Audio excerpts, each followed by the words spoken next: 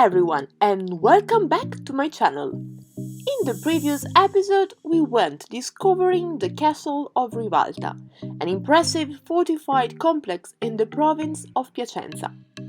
Today we are moving to Brunello, a medieval village overhanging the Trebbia River.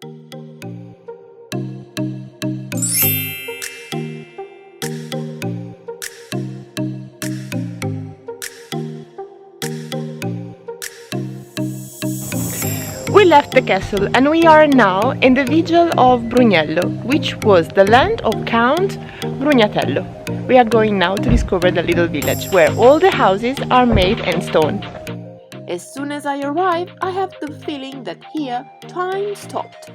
All the houses have been built in stone, and some of them directly on the rock. The whole hamlet has been restored, keeping the old charm.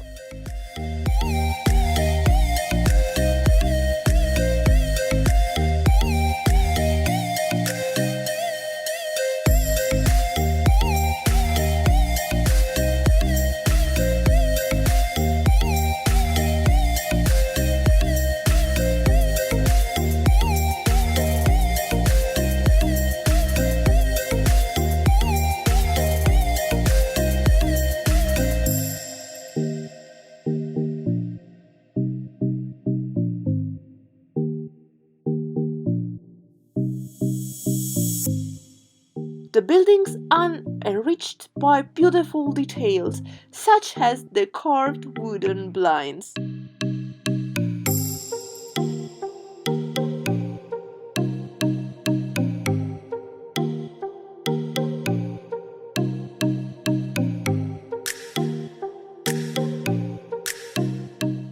At the end of the stone alley, we find the church of Cosma and Damiano, which is on the top of the village and is surrounded by a breathtaking terrace overlooking the loops of the Trebbia River.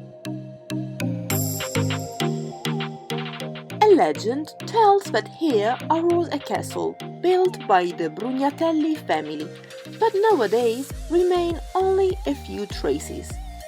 The decline and depopulation of the village arrived in the 1930, when the parish seat was moved to Marsaglia.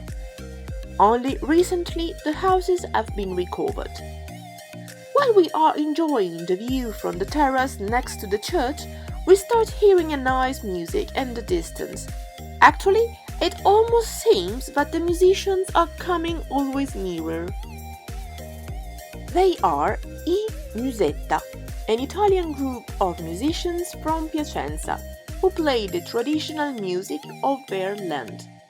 The group was born in the 70s and during the years a few musicians took part to it. Ettore Losini, called Bani, is the only one which remained in the group for all these years. Nowadays the trio is formed by him, who plays the fife, Davide Belletti, who plays the accordion, and Marion Reinhardt, who is a fife and bassoon player coming from Nuremberg. She is one of the musicians of the Berliner Philharmoniker and of the orchestra of the theater Alla Scala. The name of the group comes from the traditional duo, which was composed by the fife and the accordion, or until the 30s by the musa, a traditional instrument similar to the bagpipes. This duo was actually called Musetta. I like a lot listening to them playing their repertoire, but also listening to their stories is seriously enchanting. Sara della Casagrande, our guide, interviews them so that we can learn a lot about the culture and the heritage of this area.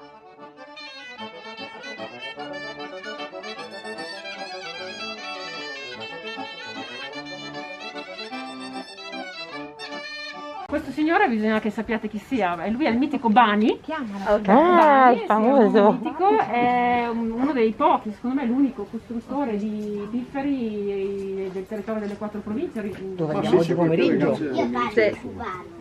Fornatori ce ne sono tanti, costruttori ormai. Tu sei Davide Belletti, un altro mitico, Ale, e poi abbiamo Marion che è venuta da Norimberga e chiaramente ha deciso di abitare qua perché non poteva essere diversamente. Certo. Dalla Berliner Philharmoniker alla Scala, è fagottista della Scala lei, però è anche una musetta.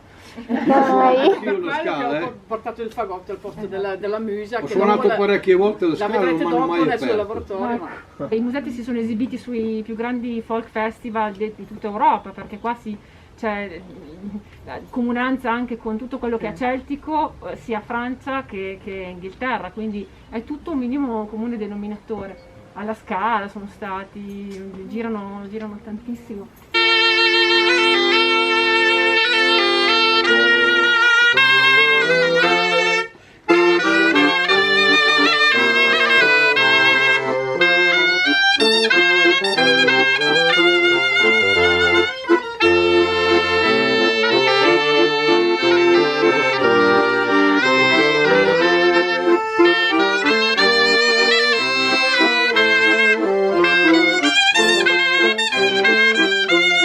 C'è una linea di demarcazione fantastica, perché avete capito che una parte di questo territorio, la medievale, va verso Ducato, Parma e Piacenza, e una parte invece rimane più attaccata alle 4 province. E da dove viene lui? De Guevara? Sì. Dove abita? È proprio quella lì, la linea di C'era il confine, ci sono ancora i termini nei boschi. Dai! Con scritto su Stato Sardo, sì, Ed è proprio spartiacque, e cambia la gastronomia, cambia la mentalità, cambiano gli strumenti musicali, perché qui la passione per la musica è abbastanza diffusa, ma qui piffero e cornamusa, poi la cornamusa è stata sostituita dalla fisarmonica, ma è una cosa abbastanza recente, mentre nella mediavalle va la piva, vero? Sì, nell'Emiliano, sì, più verso le la piva, e poi vabbè, le famiglie più nobili quindi utilizzavano il violino, l'arpa, altri strumenti. Bisognerebbe ballare, noi non siamo capaci di ballare. Sono balli che vengono fatti anche tipo nel Monferrato, nell'Alessandrino, Sì. ci sono le gighe, Sì. si balla in Monferrine, cerchio, sì. Le lachere. si balla in sì. cerchio, poi si fanno dei piccoli gruppi. Poi è subentrato anche il ballo di coppia, però se è di coppia saltato, cioè Ok. Sì. siamo sempre sostrato, cioè, o no? Anche perché non si poteva fare il ballo liscio perché ballavano così. no, non puoi Quando ballare andava lì. bene era già bello così. Bisognava saltare per forza.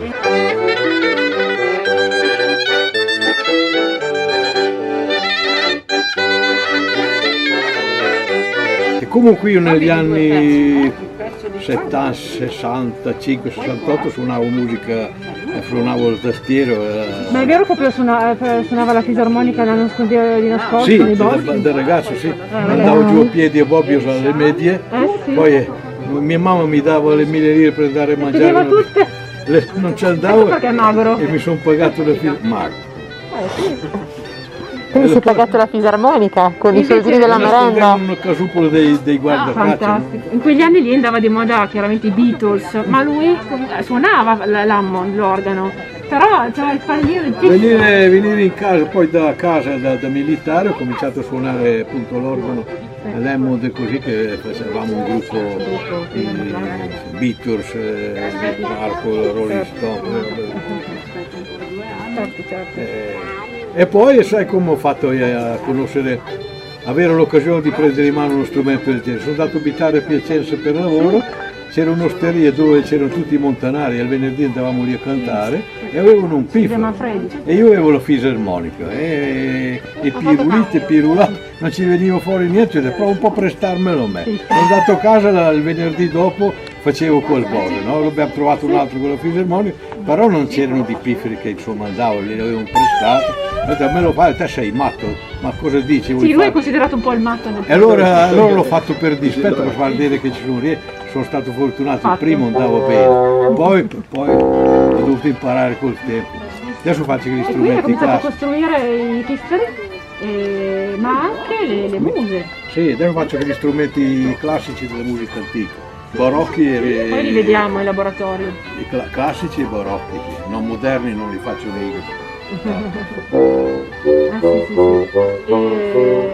I materiali, quello lì cos'è di materiale? Ebano, sì.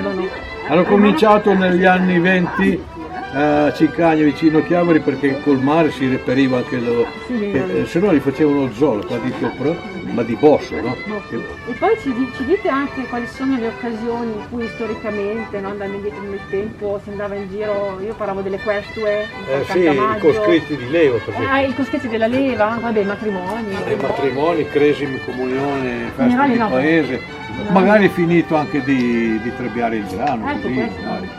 Più che altro si cantava perché i suonatori volevano essere pagati, perché a volte li hanno sempre pagati, ma solo perché avevi finito di trebbiare il grano, tirare fuori un po' di soldi, allora cantavano. Invece quella della donna, della povera donna, qual è la storia che c'è dietro? È un mimo teatrale che raffigura la bella che deve sposare il brutto per forza e si faceva per carnevale, e soprattutto due uomini, perché le donne, sai, era una cosa non bella andare in mezzo a ballare, fare quei getti, sia un po' dei mimi, si coricavano per terra, insomma non era bello, però quindi c'era uno che faceva da donna, vestito da donna, pitturato, no? Tipico, c'era un tipico passo di giga, poi c'era un lamento e poi risaltavano in piedi e quando lui la convinceva e poi c'erano gli strambotti che erano delle serenate con solo piffere voci altissimi. Oh fiorina santa, dammi la manca, il mio cuore mi manca, col piffero, no? Cioè, ma molto, una cosa molto sbraitata. Sotto la finestra o sotto la finestra, sì, sì. Poi c'era il canto della sposa che abbandonava la casa e la portavano in chiesa, la sposina, bella sposina, sai te fuori dall'edinca e lasci i vizi della tua mamma e prendi su quelli del tuo marito. Quando l'estate in fondo alla scala la sposina sgira in tre e manda un bacio alla sua mamma e tutti quelli del suo paese. E via. È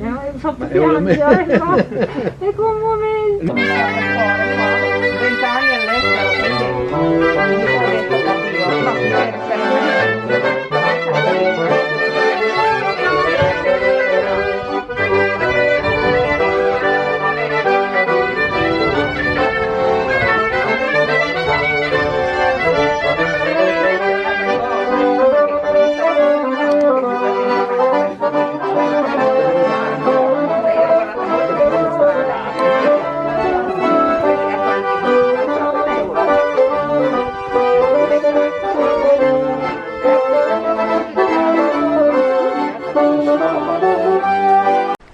How nice, isn't it?